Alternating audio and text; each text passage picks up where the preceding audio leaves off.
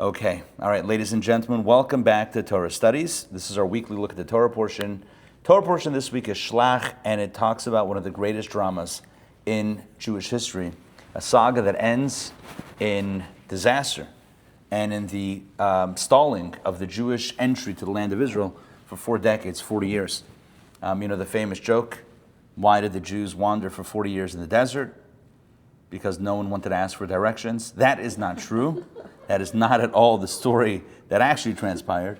What actually happened was, there's other ones that are more anti-Semitic, but I'm not going to do that. It's maybe somebody dropping a coin in the sand. No, I didn't say that. So the point is that, there was a very good reason for the wandering of 40 years, and it was a consequence of the episode laid out at the beginning of this week's Torah portion, the story of the spies. What I want to do tonight is we're going to analyze this. Three places of the story, three, I would say, wrinkles in the narrative that seem a little bit odd, that Rashi explains, and through Rashi's explanation on these three wrinkles in the narrative, where our eyes are opened up into the drama of life itself, the challenges of navigating this lifetime, and perhaps some of the things that we can do to forestall our own failings. And so the way we're going to do this is I have a copy of the Chumash open, and I'm going to read the story. This is the first chapter, the opening chapter of this week's Torah portion. Again, it is Shelach, and let me find it in here. Shelach opens right in between where I am on the pages. It opens with chapter 13 of the book of Numbers, and I want to read the first 33 verses. And so I know that's a lot of verses, but I think it's important to get the narrative. First 33 verses, the 33 verses of the 13th chapter, and it's story time. I'll read. So, just, if I put you to sleep, that's also fine. But that's not my objective. Just sit back. Yeah, it's like Passover. BYOP, bring your own pillow. So let's begin, and I'm going to share this with you all. God spoke to Moses, saying, "Send forth men, if you please, and let them spy out the land of Canaan that I give to the children of Israel, one man each from his father's tribe. Shall you send every one a leader among them?" Moses sent them forth from the wilderness of Paran at Hashem's command. They were all distinguished men, heads of the children of Israel were they. And these are their names. And for the next several verses, we're going to get a bunch of names. Should I skip them? No. All right. For the tribe of Reuven, just in case we want to know who to blame. For the tribe of Reuven, Shammua, the son of Zaccur. By the way, notice how very few of these names have lasted through history. If, people sometimes look for a unique Jewish name to name their kids. I don't know, there's plenty in here.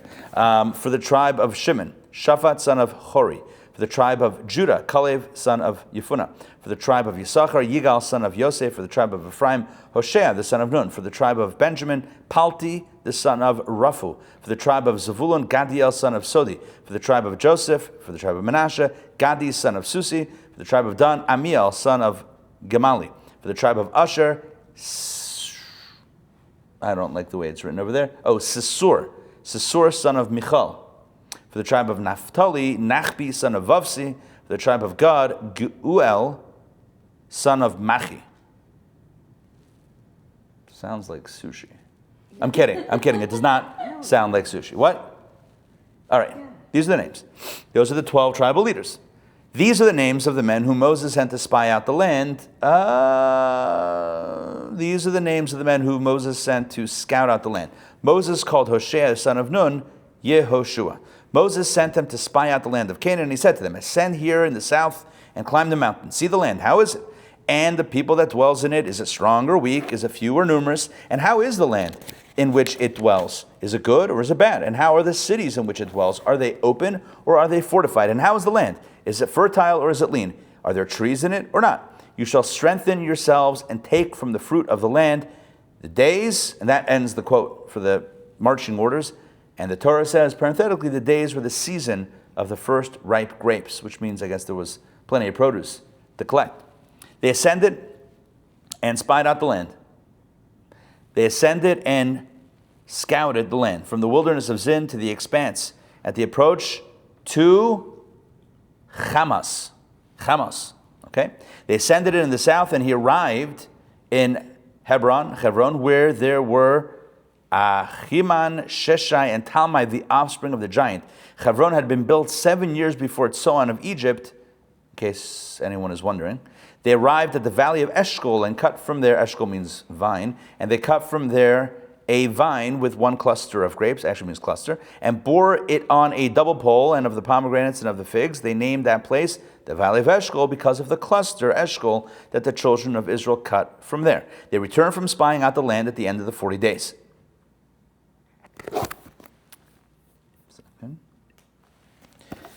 They went and came to Moses and to Aaron and to the entire assembly of the children of Israel to the wilderness of Paran HaKadesh and brought back the report to them in the entire assembly, and they showed them the fruit of the land.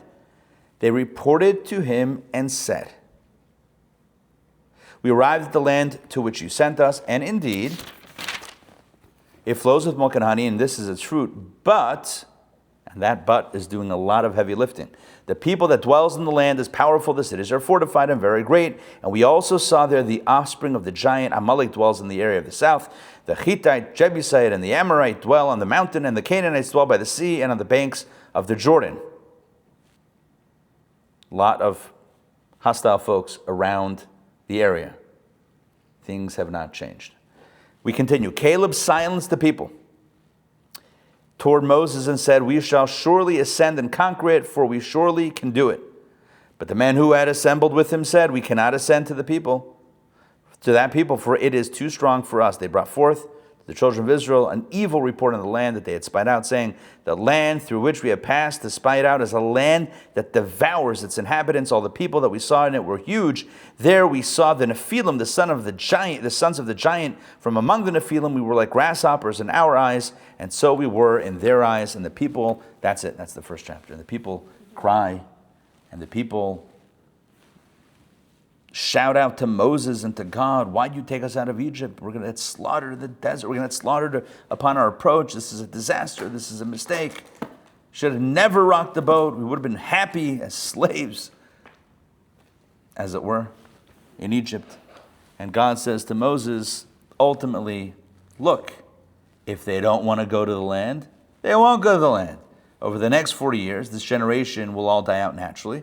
And in the end, the children that they were so concerned about, what's going to be with the children, they'll be strong enough to conquer the land of Israel. And that is the end of the story. Make sense? A few things I want to point out. I said before there are three wrinkles in the narrative. 3 wrinkles that Rashi points out. Can I have that copy, please? Yeah, that one right there. There are 3 wrinkles that Rashi points out.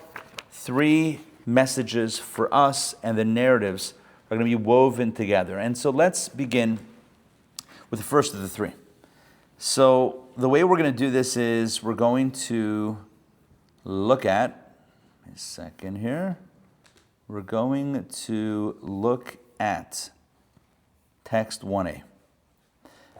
The translation, see the amazing thing about translations, when I say amazing, I mean maybe not so amazing, is that every translation you read is going to be a little bit different. Because there's no such thing as a straight translation of the Torah. Every translation is going to be slanted somehow shaded by interpretation. And indeed, the translation that I just read in the Art Scroll Stone Edition is colored by interpretation, which is not a bad thing. But it doesn't allow us in this form that I just read to notice some interesting nuances in the text. The translation that we have here in our Torah Studies text actually does a good job to highlight that. Yeah. Yeah, this first one seems pretty literal. I mean, yeah, which the reason why that's good that it's literal is because there's an interesting wrinkle. Hey Jay, there's an interesting wrinkle that comes up in this. All right, so let us begin. David, please read text 1a. This is the 3rd verse of the parsha. And Moses sent them from the wilderness of Paran at God's instruction. They were all men, heads of the children of Israel. All right, so of these words, is there a word in this verse that sticks out as being perhaps odd?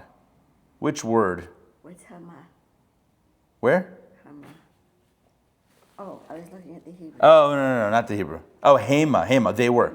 What word in the English? They were, it's a reference to them. Okay. So what word in the English sounds maybe like it might be a little bit extraneous? Men. Men. is the correct answer, at least according to Rashi. Rashi points out that the word men seems a little bit bizarre. First of all, God had told Moshe, Shelach lecha anashim, choose men. So we know we're talking about men. And then it says, so Moses sent these individuals. They were all men, kulam anashim, they were all men. Rashi b'nei Sohem are the heads of the children of Israel. What does it mean they were all men? We know the gender. What's going on over here? So Rashi points out, and this is very important, Rashi text 1b. Take it away, please. They were all men. When the Torah employs the word men, it denotes people of prestige. At that point in time, the scouts were morally upright. So here we go. Rashi says men doesn't mean men. Anashim doesn't simply mean men. It's not a gender appellation. Huh? He was ahead of his time. Exactly, right. It's not saying men as opposed to women. It's not a gender label.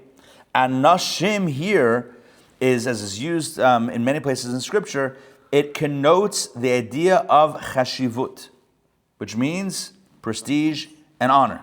Which means, as Rashi says, at that point, the Torah is telling us, at the time that Moses appointed them, at the time that he sent them, they were kesherim, they were kosher. What does kosher mean?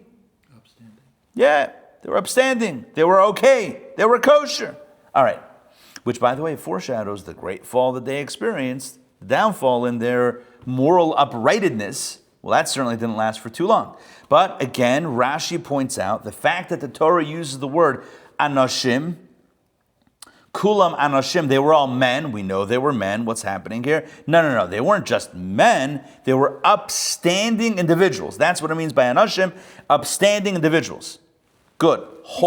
Yeah. Excuse me, is that everywhere in the Torah? Because anashim in modern Hebrew just means people. Correct. Anashim means people in modern Hebrew, and even Rashi is saying, if you look throughout Scripture, you'll notice a pattern when it uses the word. Rashi. Yeah. We never thought of it that way before. Correct. We would have seen it as just either people Rashi or is men. not simple, like you keep saying. Rashi is somewhat simple, but he's epic. So he points out that when you look at Scripture, look at patterns in Scripture, anashim. Hey, Mom, good to see you. Welcome back to Pittsburgh. When you look at Scripture, right, anashim is used typically for those that are upstanding and upright and good and prominent individuals, not just men, but upstanding individuals, and that's what it means over here. Great. Now, we're going to look at a second wrinkle. A second wrinkle is in this story, which I read before from the opening chapter of this week's Torah portion. So if you noticed, and you might recall that Moses renames one of the 12 individuals. And who is it? Joshua. Good. So he begins. His name originally is, what's the Hebrew name? Hoshea. Good. And the new name is Yehoshua.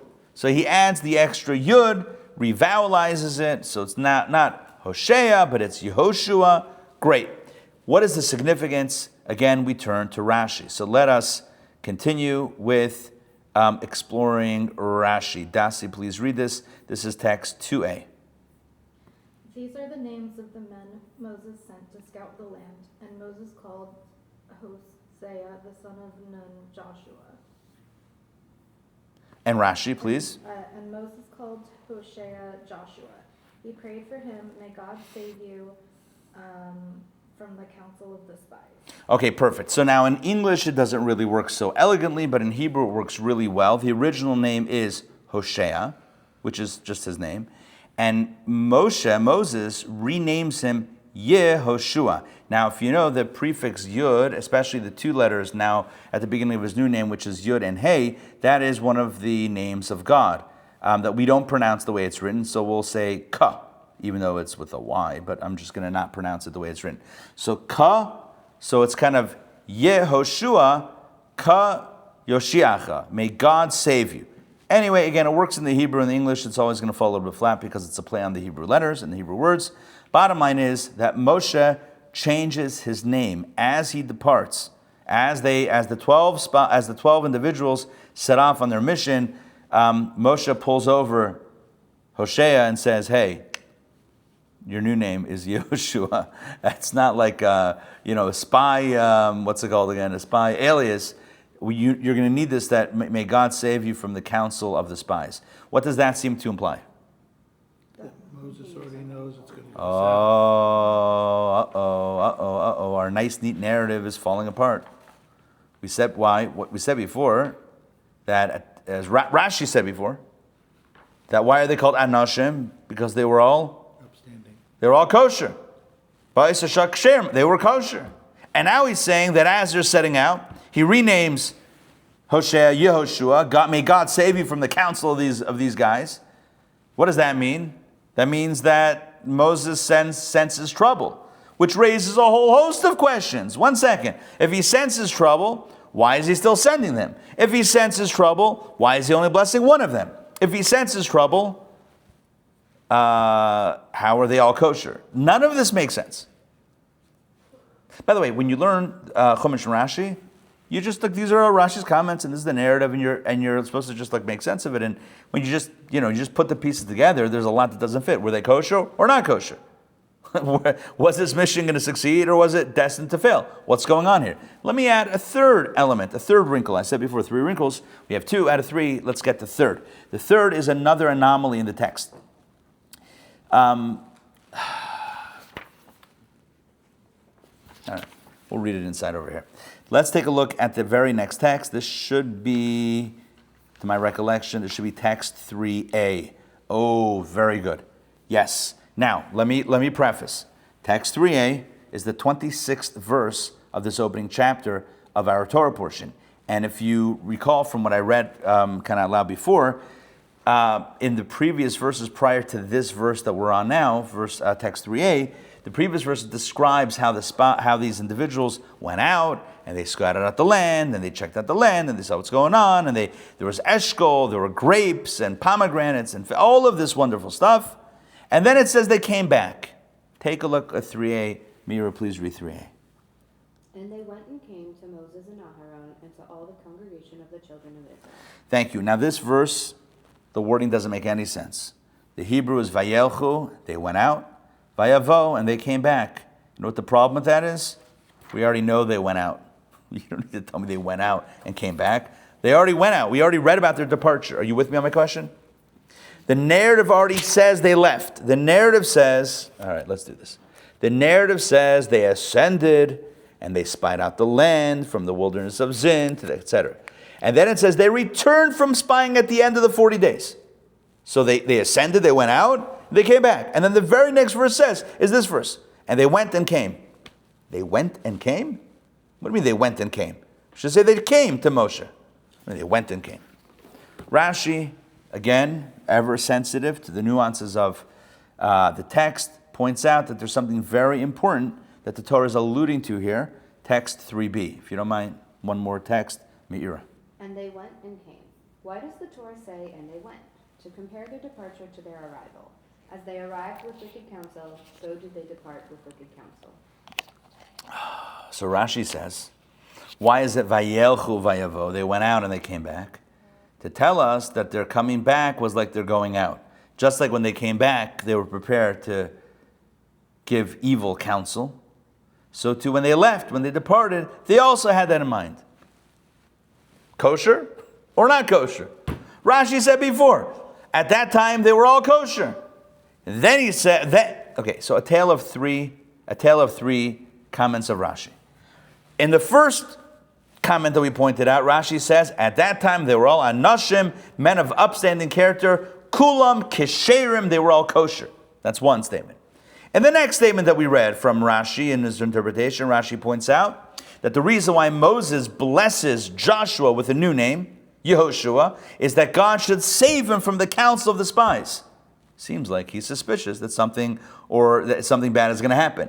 And then the third of Rashi's comments, I mean, this is not in order, Rashi has many more comments, but the third of Rashi's comments that we pointed out, that we highlighted, is where Rashi says that their going out was like they're coming back. Just like when they came back, they spouted an evil report, so too when they went out, they were ready to spout an evil report.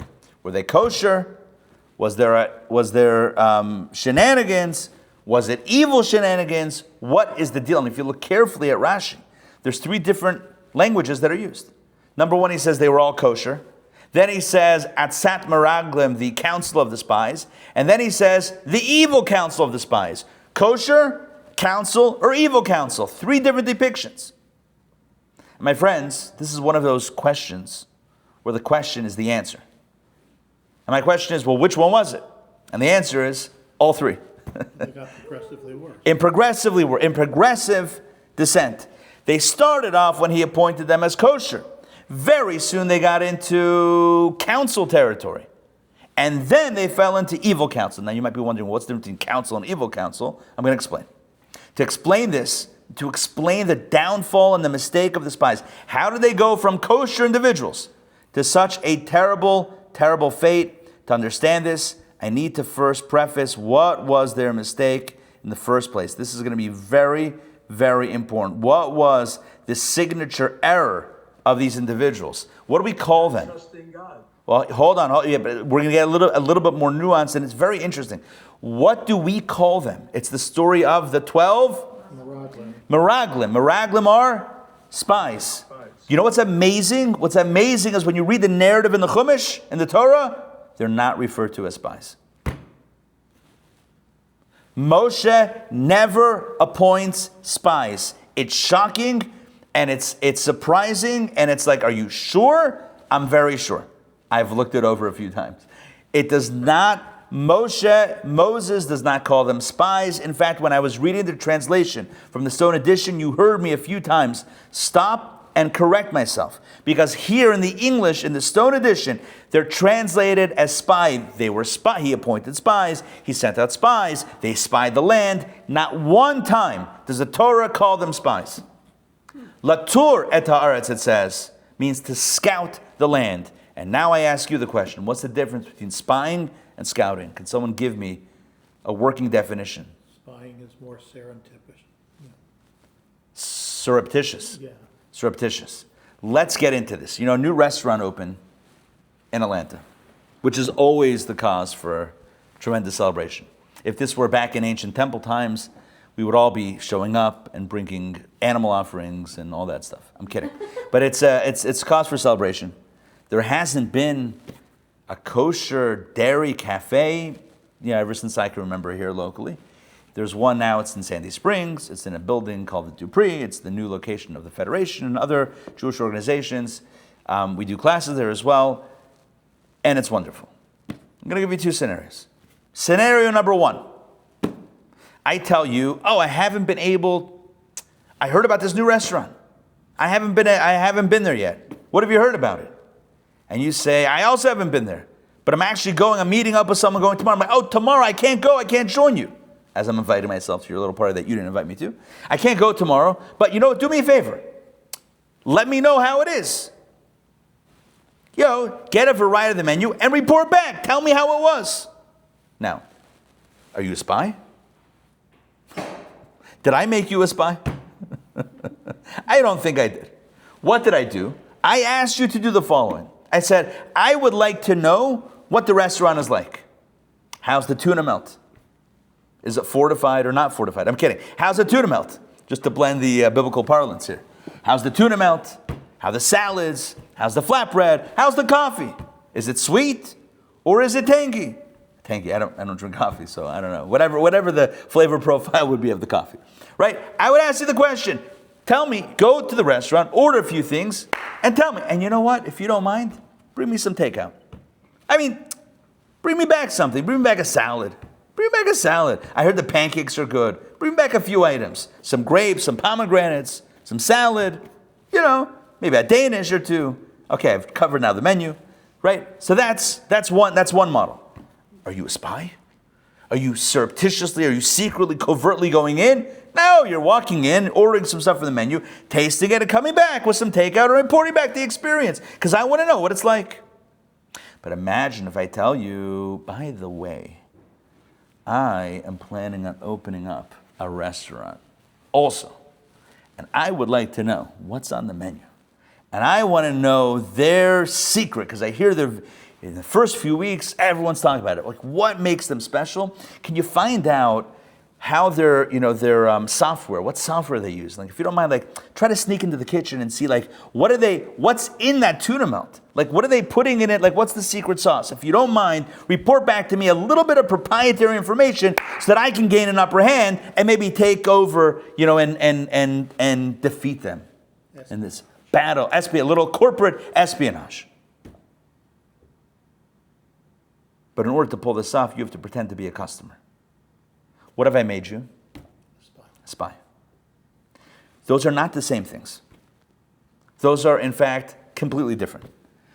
And, this example came to me today as I was thinking about honey and challah.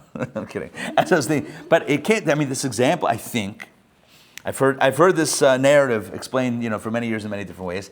I think, to me, this might be the clearest way to articulate it. Someone's going to a restaurant. In scenario number 1, you say, hey, try the food and let me know how it was and bring me back something to taste. In scenario number 2, I appoint you as a spy to do a little bit of corporate and restauranting espionage. 2 completely different scenarios. And here's the crazy thing. In reality, you know what Moshe appointed them to do? Scenario number 1. He said, go into the land, check it out, and tell us what's going on. How are the beaches? How are the valleys? How are the mountains? How are the cities? How are the people? Right? What's it like? And bring back some food, some takeout. You always want some food from the locale. It's like you can get a keychain, you can get a little snow globe, or you can get some eats. Let's go with the eats, right? We're Jewish after all. So that's what Moshe says. What happened was, we know what happened. They gave opinions. They decided that they're spies. They decided amongst themselves, not because they were told so, they decided amongst themselves, guys, all right, we're going to go in, pretend to be tourists. We're going to have like cameras around our necks, a little lanyard, camera situation. We'll have a little fanny pack going on. Meanwhile, we're going to be spying this place out. We're going to be doing some espionage and figuring out like the best way to, tactically, like how to get in and how to defeat the people and how. They, in a word, took themselves way too seriously. Moshe tells them, do you mind going in, sampling the menu, and bringing back some? And they hear that suddenly they're Bond, James Bond, and they are now the main character of some sort of 007 plot. Are you with me what's going on here? It's a complete shift in their purpose, in their mission, in their calling. So what happened? What happened is very clear. What happens is when you appoint a number of people to a position of, of duty, the next thing you know, they think they're Rambo and James Bond and who was that other guy that, what's his name, played Matt Damon? Help me out here. What's that other one? Bourne? Yes, Bourne Identity. Jason Bourne, all wrapped up into one. All wrapped up into one. Wow, now I got to do all this and we're going to figure this out and and you know what happens? When now you're the spy and you're the big macher? As you said before, David, now you can start giving opinions as to the viability of the mission. You were never asked to give your opinion on how and where and when this is going to happen. You were told, order from the menu and bring me back some takeout. That's all you were told to do. You decided that you're the one that's going to be the expert to figure this out, and therefore you came to the conclusion that you can't. That was never your mission. That was never your job, and that's frankly a massive overreach to start giving your opinion as to whether or not we can do it. That wasn't at all in the purview of your mission. Does that make sense? I have kind of summarized almost, not all, but a lot of what I wanted to cover tonight. I wanted to do it outside, and then we'll look at some text on the inside. All right, now, what we're going to do now is read inside a little bit. I want to first highlight what it means, or what it looks like in the Torah, when how Torah describes the art or the act of spying. Remember, I said that these 12 people were not spies. They thought they were spies, but what does spying in Torah actually look like? Let's take a look at our next text, which is text number 4. Toba, please read this. Now, text 4, just very importantly, text 4 is where Joseph, as the viceroy of Egypt, sees his 10 brothers that are coming into the land of Egypt to buy food, and he accuses them because his goal is to kind of get them a little off balance for whatever reason, which is not germane for right now, and he accuses them of being spies. And take a look at how Torah describes the accusation. Text 4, please. And he said to them, "You are spies. You have come to see the nakedness of the land." Look at how spying is described in Torah.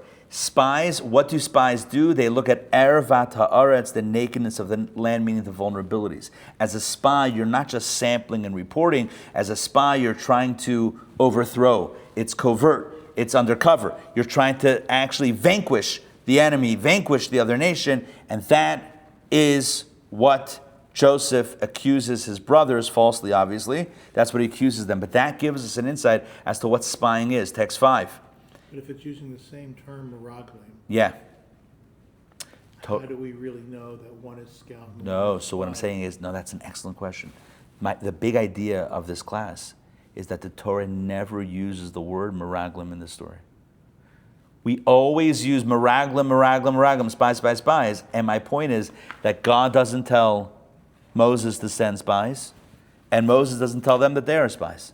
If you look at the original verse, I don't think we have the original verse here. Shlach lecha anashim, God says, send men v'yasuru, v'yaturu, and scout out the land. It never says spy out the land. And then it says Moshe sent them, vayishlach osam Moshe, latur. It says he sent them out, one second, vayalu v'yaturu. Never says meraglim. Doesn't say l'ragel. It always says to scout. Again, the translations, we call, here's the crazy thing. We call them meraglim, we call them spies. You know why? Because that's how they self-identified. That was the mistake. They thought they were spies. That was never their mandate. That was never their mission yet. But this is Genesis. It's Yes. meraglim. We're just using, we're demonstrating in Torah where the word meraglim is used. In other words, it is used in the context of Yosef's false accusation of his brothers, and there we see what a spy is. A spy is someone who's coming to do harm and whatever it is. And they thought they were meraglim when really they were not. They thought they were spies when they wanted to be spies. Maybe they watched too many spy thrillers, too many shows, too many movies, too much Netflix. They thought they were spies. They wanted to be spies. They called themselves spies, and they were just supposed to be samplers. They were. It's literally, if you're going to the thing and I say, "Hey, tell me how it is." We do that all the time. "Oh, how was that restaurant?" You're not a spy. There's no espionage. You're not trying to harm the establishment. You're sampling from it. You're tasting it. Don't make this different than what it is. I'm going to read. It's a little bit. I don't know if I should read this or not. It's a little bit extraneous. Text 5. Do I really need to read this? It's a description of what a spy is. People who commit espionage sustain double lives. He or she initiates a clandestine second identity. From that time on, a separation must be maintained between the person's secret spy identity with its clandestine activities and the non-spy public self. The covert activities inescapably exert a powerful influence on the person's overt life. They necessitate ongoing efforts at concealment, compartmentalization, and deception of those not witting of the espionage, which includes almost everyone in the spy's life. The point is that a spy is living a very deceptive life, a life of subterfuge, a life of deception, a life of concealment, a life of obfuscation. And that is not at all what these 12 individuals were sent to do. So what happens? Text 6, we're going to skip text 6. Oh, you know what? Let's do text 6. Quickly, I'll read this. Text 6, actually, David, if you don't mind, read this. Text 6 is what the brothers respond to Joseph. They don't know it's Joseph, but this is how they defend themselves. But look at the language and how they defend themselves. And they said to him, "No, my master, your servants came to buy food. We are all sons of one man. We are honest. Your servants are not spies." What's the opposite of spying? Being honest. You see that? They said, Kainim anachnu, we are honest, meaning that the hallmark of a spy is dishonesty. Moshe never sent them to be dishonest. He never said, pretend you're someone. Go in, sample some foods, check out the situation, and come back and report. I never sent you on a covert mission. I never sent you to be dishonest or to be duplicitous. That never happened. We are honest. Kainim anachnu. Text 7. Oh, well, this is the proof text that I mentioned before. There was never a call to spy. It was only a call to scout. Dasi, please read text 7. Send forth men for yourselves, and they shall scout the land of Canaan. Key word there, thank you. Key word there is scout. Scout the land, not spy the land, scout the land. Scout the land means check out the restaurant and tell me how it is, what it looks like.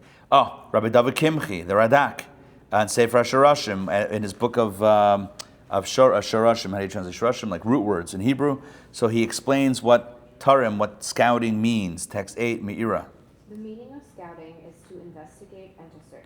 Yeah, it means I tell you to investigate the menu, but you're not intending here. Chakir v'chibush. I don't even like the English translations. It means an assessment or just checking it out. It's not the idea of duplicity. So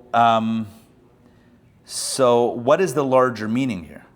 And I alluded to this before, and I'll just repeat it right now. The difference between scouting and spying is not just conceptual or not just anecdotal. It's actually very much a part of the story.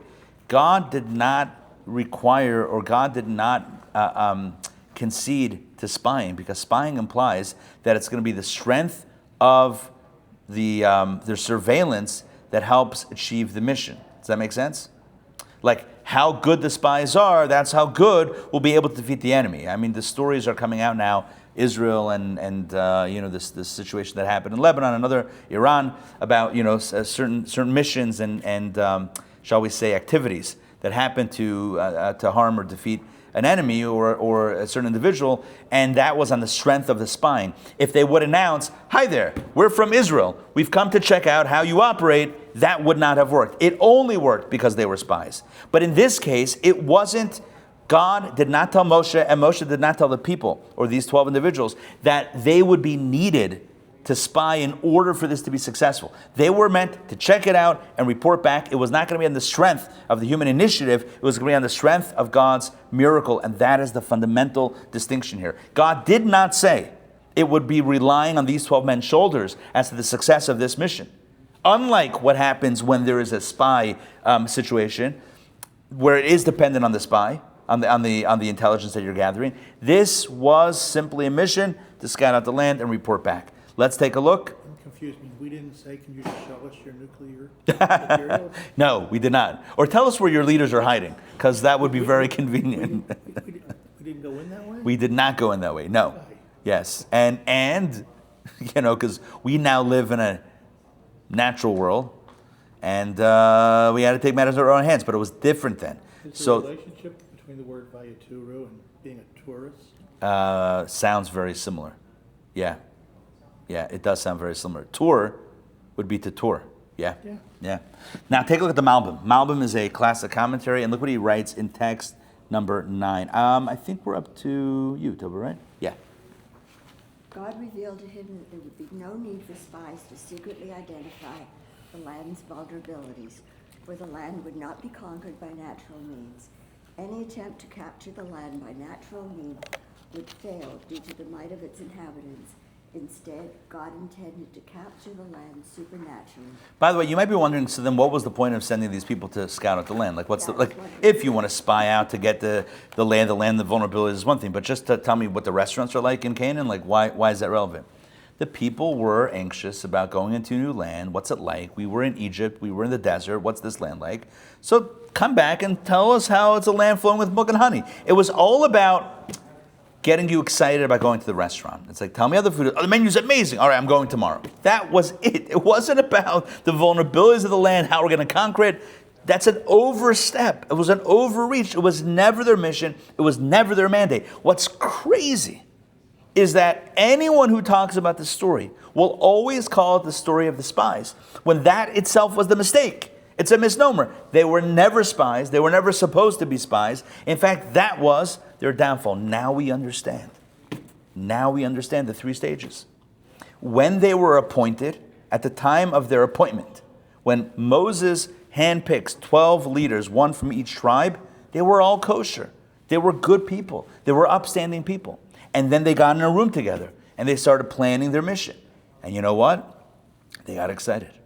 They were getting excited about, we get to go in, we get to check things out. Oh, we get to find the vulnerabilities. That was not their mission. But they started Moses gets wind of this. He sees that they're breaking out the walkie-talkies, they're breaking out the little invisible pens, they're breaking out the little Dick Tracy watches. He's like, okay, hold on, slow it down.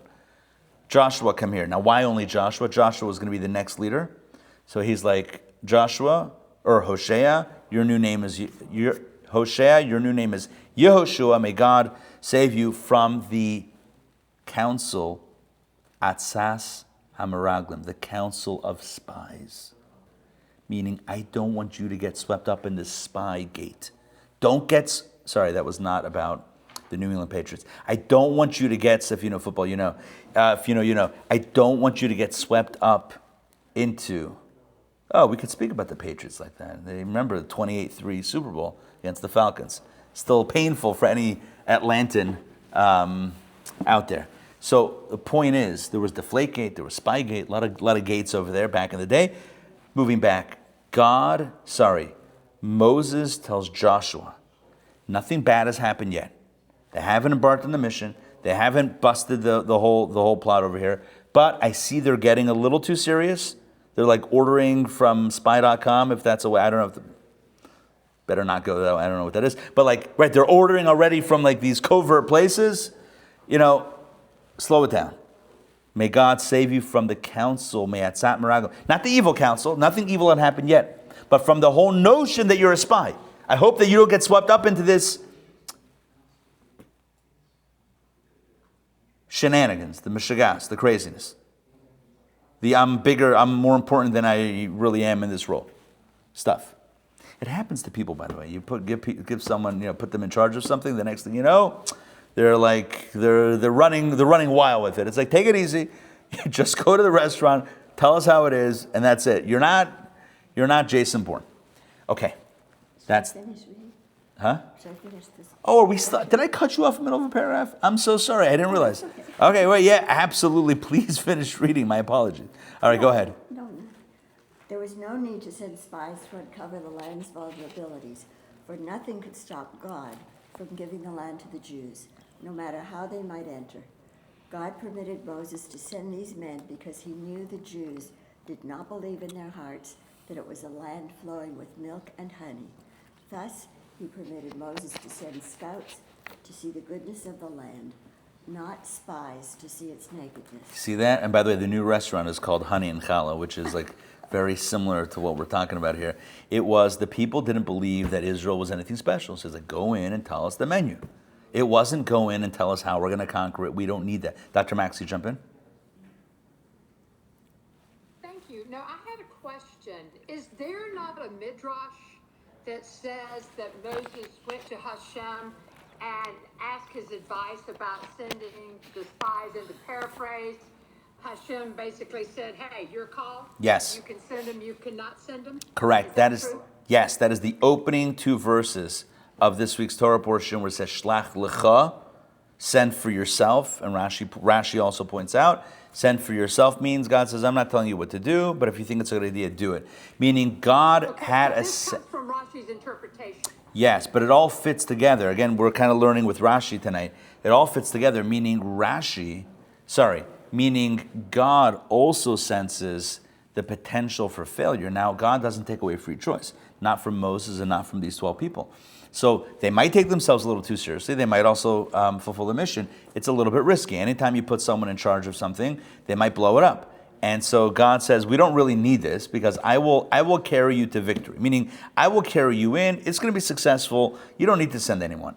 If you feel like it's important to give the people reassurance, you're a good leader, and you feel like you want to make the people reassured that you're going to that they're going to a good place, that they're not going to just, a second-rate, motel, whatever it is, fine. So you can do it if you want. And Moses says, yeah, I do think that if we come back with the fruits of the land of the flowing with milk and honey, it'll galvanize everybody and make everybody a little bit more excited about this journey, and they'll be a little bit more confident and positive in it. Great, so let's do that. Then the spies were appointed. These individuals, these leaders were appointed, and then they decide amongst themselves we're spies. And so it just goes down and down. So initially they're kosher.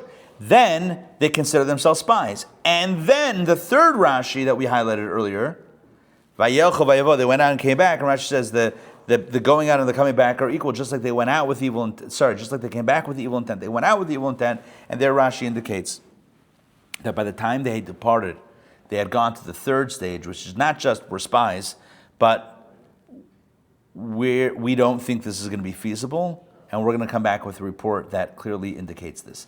And that's when they took themselves so seriously that they completely lost the plot of the entire thing. When this whole thing was going to be about God carrying them to victory, almost like, on the wings of an eagle to the promised land, they made it about their ability, their espionage, their military prowess or lack thereof, and made it revolving all around that on the ground. And that was never meant to be the context.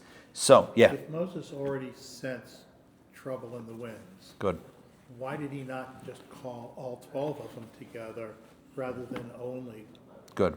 Hosea? Why doesn't he pull? Well, number one, why doesn't he bless everyone? Why doesn't he pull the plug on the whole thing? He doesn't even have to pull the plug. He can bring them together and say, I want to be sure you understand what your mission is. Ultimately, that question is probably going to be better than any answer. So let me repeat the question in case it didn't come through. The question is, if Moses sensed that they were starting to see themselves not as scouts, but as spies, then why doesn't he call them in and say, hey guys, let's just be very clear here on what the mission is, and kind of reiterate that and take away their walkie-talkies? Like, why doesn't he do that? And I don't have a good answer to that. I don't have a good answer. I think the question, it's a good question. I mean, I can posit a theory. Maybe he wasn't sure. Maybe he was suspicious. Maybe he just wanted to be sure. I don't know. I mean, it could have been that he sensed, but he didn't know. He didn't feel like, why didn't he call off the whole thing altogether? He said, you know what, cancel this. This is going to be this is going to be a bad idea. I don't know. Maybe the failure had to happen for whatever reason. Maybe ultimately, we might say it had to happen. But either way, I think what's interesting here is that you have a mission, and then you have one slight deviation, maybe it's more than slight, but one deviation, and then the whole thing tanks. And I think this is such an important lesson in life, and not to wrap up the class yet, because there's still one more point I want to make, but how fascinating of a model is this, where large failure can be traced to a single misstep toward the beginning. It's not uncommon. It's not uncommon. There's a Hasidic adage that says that if you scratch a tree that's fully grown, doesn't make a difference. In fact, I remember reading a book back in the day called The Giving Tree by none other than Shel Silverstein. And carved in that tree was a heart that said tree and me, because the little boy was in love with that tree. And so if you scratch something into a tree, I'm not saying to do it or not to do it, but it's not going to harm the tree fundamentally. But you scratch a seed, you etch the seed, and you might just actually destroy the entire possibility for it to grow. You might completely mess it up, forever. A little bit of a turn the wrong direction initially can actually lend to devastation. Rabbi Ari. Yeah. Hey. Can you mention the consequence of this the day they reported it back, Tisha B'Av? Yeah. They cried on Tisha B'Av, and because of that, 40 years of wonder. But because of that, Tisha B'Av is a sad day. I was speaking with my mom yesterday, taking her to the airport. We were talking about our family's story of immigrating to the United States, pursuant to the class that we're starting tomorrow, the Sane and Civics, and the Jewish connections to the United States of America. So I was just getting intel on when our family came to the U.S. And I was looking at, because of some of the dates, I was looking at the onset of World War I. Right around Tisha B'Av. I mean, all the great calamities happened on that day. God says you're crying for this is how the Medrash frames it. God says you're crying for no reason. I'm going to take you into a good land, and I'll do all the heavy lifting. You don't do anything. I got this. You're crying. You're scared. You're crying. And it sounds harsh, but this is how our sages say it. God says, on this day, throughout history, I'll give you something to cry about. Both holy temples were destroyed on that day. The Spanish expulsion happened, 1492, on that day. World War I, which is the precursor to World War II and the Holocaust, begins essentially on that day. And so many tragedies in Jewish history happen on this day. And moving away from the tragedy into the kind of the responsibility that we take and that we hold. Look, Moses sends them on a mission. They decide to change their mission essentially, and that leads, and initially maybe it's not going to end in disaster, because maybe they would have, put on their spy hats and come back and said, okay, guys, we figured it out. And Moses would have said, sure you did. That's okay, but God's got it anyway. But they came back and threw the mission, and it went in a very negative direction. And it just reminds us how a little bit of a deviation can set things down a really, really bad path. It's evocative of what our sages say regarding the machinations of the Yetzer Hara, the evil inclination, which I'll read. I hope it's the next text. All right. Well, you know what? Let me read this one. Text 10. This is the Shalach, the great Shalach, Rabbi Yeshayahu Horowitz, Halevi. The thought of submitting an evil report did not enter their minds yet. In other words, when they first thought of themselves as spies, it wasn't about an evil report per se. At that time, they were pure and innocent of such thoughts. However, the potential for their sin was established. After committing a subtle sin, meaning deviating from their mission, they eventually committed a complete sin and evil. And, my friends, I want to skip. I'm hoping I find this. Is there a text over here that says this? Here we go. Take a look at the Shalach again, text 14. Our sages of blessed memory said, this is the way of the evil inclination. Today it suggests we do this. Tomorrow it suggests we do that. Until it suggests we worship idols. Meaning slippery slopes or step by step in a downward fashion. Even if the first time we succumb, the thought of idol worship never enters our mind because we are too pious for that. It is nevertheless considered as if it did, since the first succumbing eventually leads to it. I don't like this translation because I don't think it makes any sense. But what he's saying is as follows. How do we end up making a mistake? It's by making the first small mistake. And that first small mistake you might not consider a mistake. It's just, whatever, I just did this instead of that. No big deal. But today this, tomorrow that, and eventually, somewhere down the line, it's idol worship. It's not going to start in one fell swoop. It's not going to start day one. If the evil inclination comes to someone and says, hey, why don't you bow down to an idol? You would say, go fly a kite. Like, I'm not interested. That's not something I'm doing. But if it says to you this, and then that, and then the other, the next thing you might just find yourself in that situation. And of course, I don't mean that literally, but I mean that conceptually. And we see the example of that in this week's Torah portion. These were upstanding. There's the famous book about the banality of evil that was written by, what was her name, after the Holocaust, where she basically portrays the Germans and the Nazis. They were human beings that did something horrific. They were not monsters and evil. Like, it's easy to call them monsters and horror. Like, they did monstrous things and horrible things. But it's far more frightening to think that humans can reach that space. And I'm not obviously comparing one to the other because I think that's a stretch way too far. But what I am suggesting is similar to that concept of banality of evil. The spies would have told you, they would have self-reported themselves as being kosher. We are kosher, we are upstanding. The Torah itself calls them anashim. The Torah itself calls them upstanding, kosher individuals. But they made a choice. They made a choice to see themselves as spies as opposed to scouts. And from that choice, the narrative completely falls into a free fall and completely falls down, and their actions completely evolve to the point that they say that the people are stronger than God, that God can't make this happen, and we are walking into a slaughter, into a bloodbath, and we can't do it. And they dissuade the people from belief in God and belief in Moses and belief in miracles. That's how it ends. These were kosher people these weren't bad people who did a bad thing. These were good people who ended up in a very bad situation. And it begins with one step. It's a cautionary tale. It's a tale that I think is relevant to all of us. And I would say one final point as we wrap up. It's the antithesis of what Moses stands for. Moses was the one who sent them. They were agents of Moses.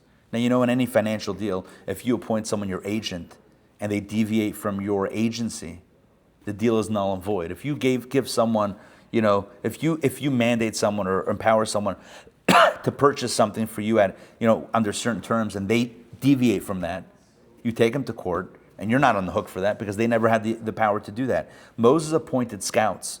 They called themselves spies. They broke their connection with Moses. Moses says, I never gave them that mandate. They're on their own. If you want to go in to a precarious situation without that empowerment from Moses, good luck and Godspeed, because you're going to need it. Because you're now severing your connection with Moses. How are you going to pull that off?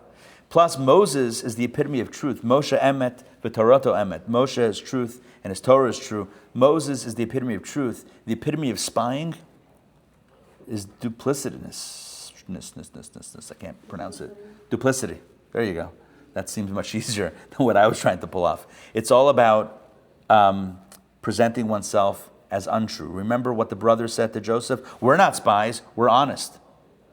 Moses would have never sent spies. Moses is too honest to sense. Moses would tell someone to pretend that there's something that they aren't. That's not the MO of Moses.